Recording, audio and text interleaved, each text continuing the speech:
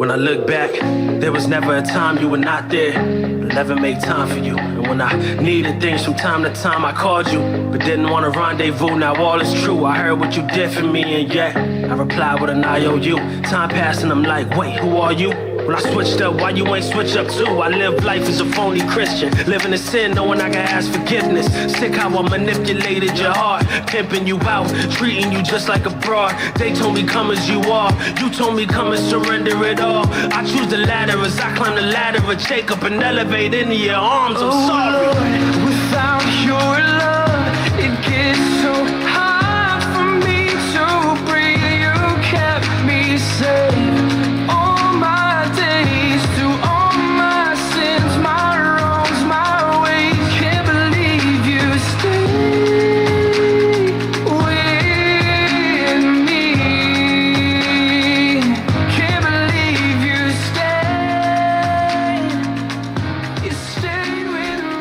Just incredible.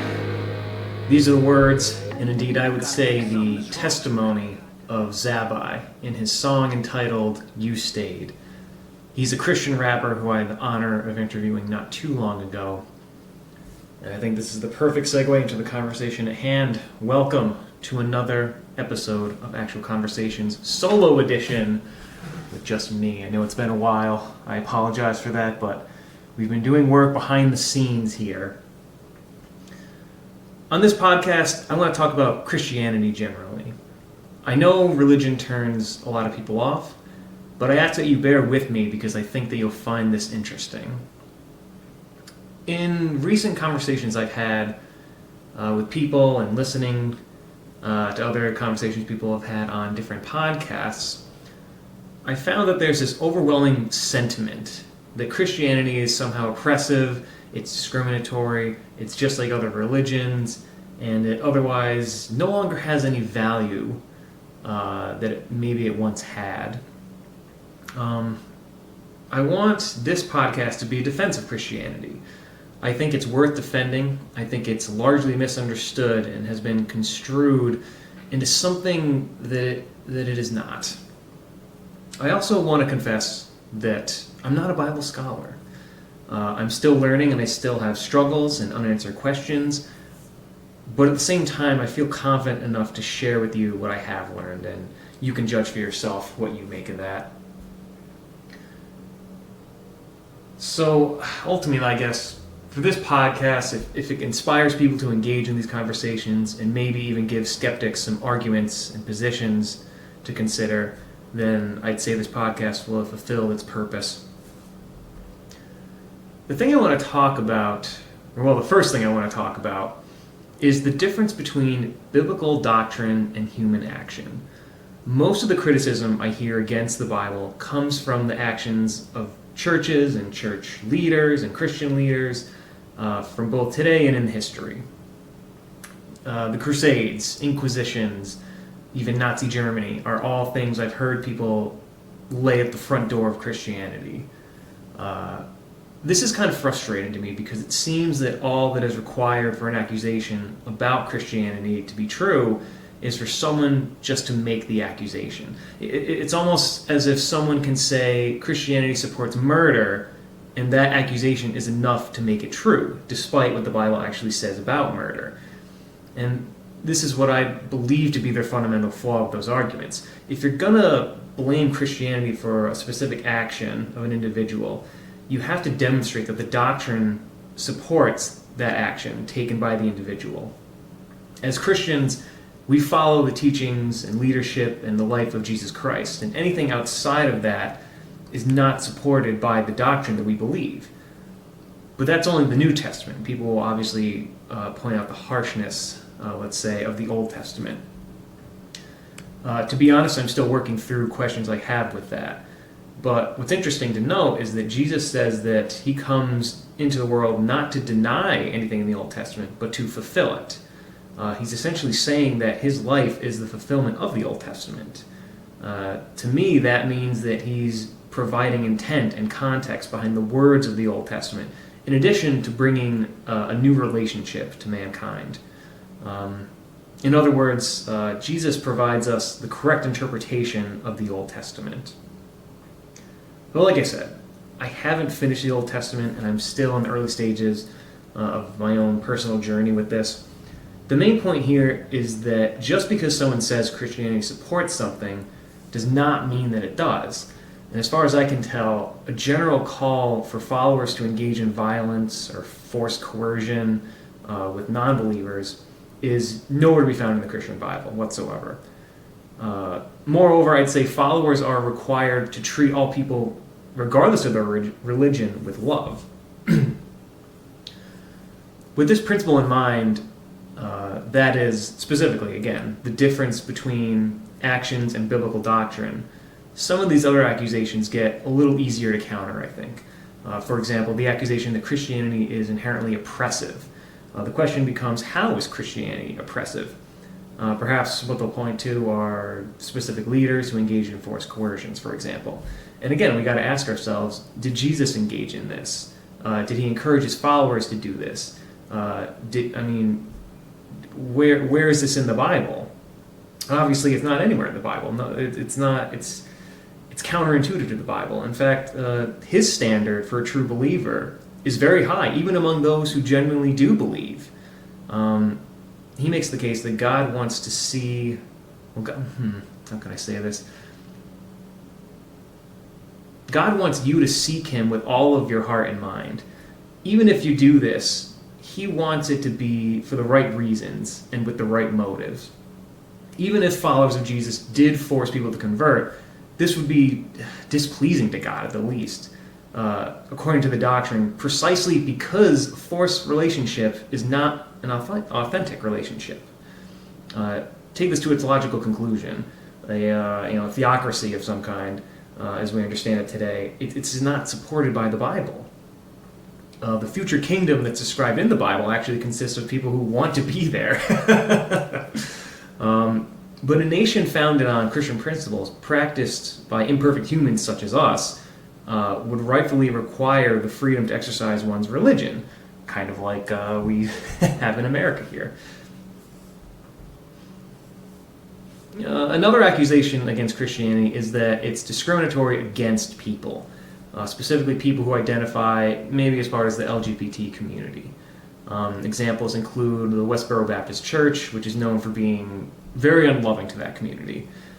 The problem with this is that Jesus Christ was not against people, he was against sin. Hence we have the phrase, love the person, not the sin. And as far as I can tell, the Bible doesn't distinguish between sins. We're all sinners.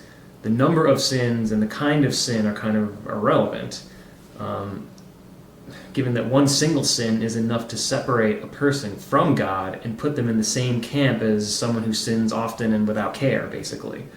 To put this in perspective, a person who engages in homosexual behavior, a person who sleeps with a lot of women, a man who slept with one woman and then after that was married and has been faithful ever since, a person who has lusted after many women but never had sex, physical sex, all these guys are in the same boat as far as God is concerned. They're all sinners. He views them all the same.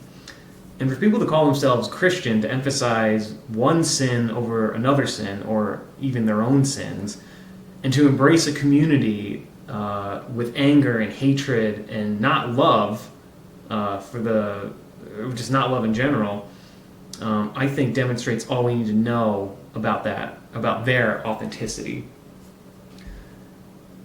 What about the claim that Christianity is just like all other religions, or that Christianity is the same as it's the Christian God, the Islamic God, and the Judeo God are all the same God?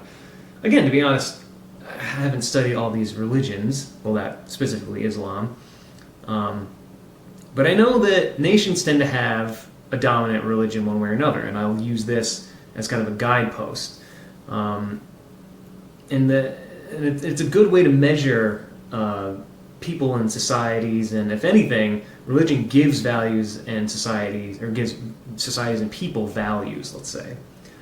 I think the value from religion can largely determine someone's character, which influences everything in their life, from how they view work, to how they view private property rights, to how they view the role of government, and how they view their relationship to other people, both believers and non-believers. And so instead of looking at the doctrine, we can look at the results from these, kind of like I said, results from what religion and culture have had around the world in terms of their societal standard of living.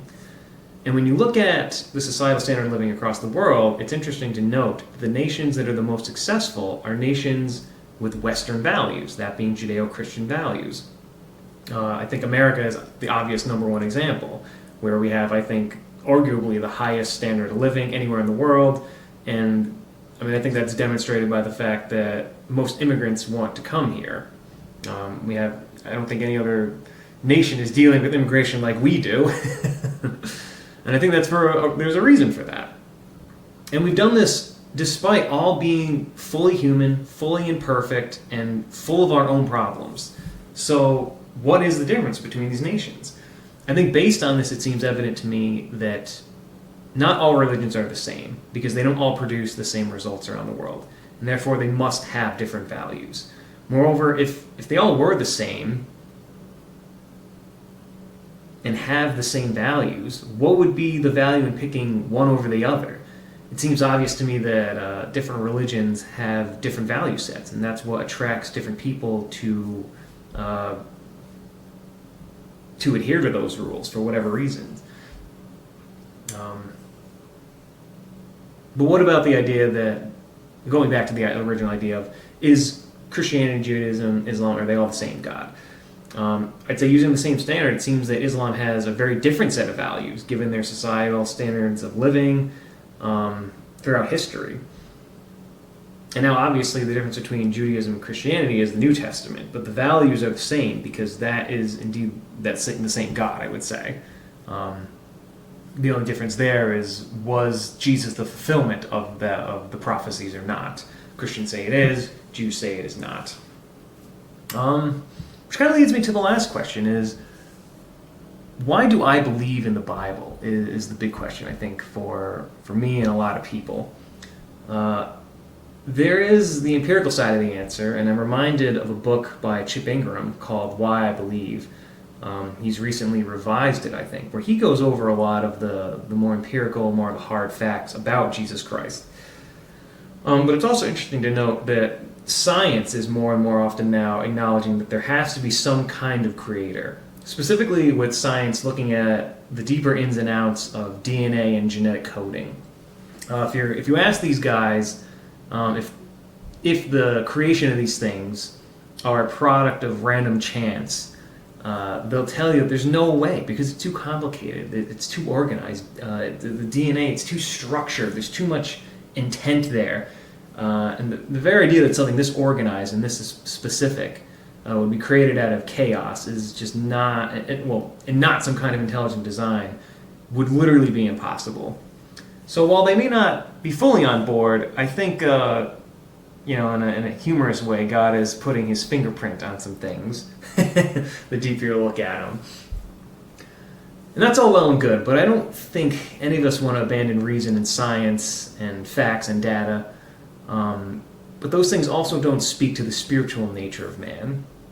And I think the reason I believe in Christianity, and I've chosen to walk the path of Jesus, is because not only does the Bible act as an instruction manual for living a good life with the base values that I agree with, it encourages us to embrace what I believe to be superhuman values, which includes things like humility, humbleness, sacrifice, voluntary submission, faith, trust, truth, and forgiveness.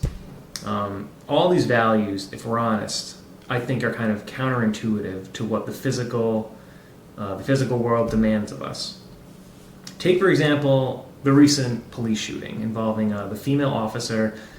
She entered what she believed to be her own apartment, but it was not. She found a stranger inside who in reality was the owner of the apartment, or at least lived in the apartment, and unfortunately the officer ended up shooting and killing the individual.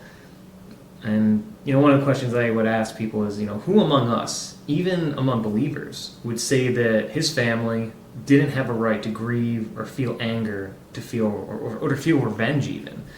It's a very human feeling. It's a very, we sympathize, we empathize, we understand that, and I don't think any of us would challenge it. But during the trial, the brother not only forgave the officer, he testified that he didn't want her to go to jail, and he even gave her this hug. And this isn't the first time we've seen horrible people being forgiven by victims. But when I see it, I can't help but feel that this is something beyond us. To me, this is a confirmation that what Jesus said is true, that there is a better world than this one, and it's unlike anything that we can imagine. And it is indeed, there's this superhuman quality to these principles in what he was talking about. So thanks for joining me. Don't want to make it too long. Just felt the need I had to get that out given these conversations. It's been a long time coming. I've been kind of trying to record this for a while now. Hasn't been very successful because, one, solo podcasts are very difficult. But in any case, thanks for joining me. Let me know what you think, and until next time, guys.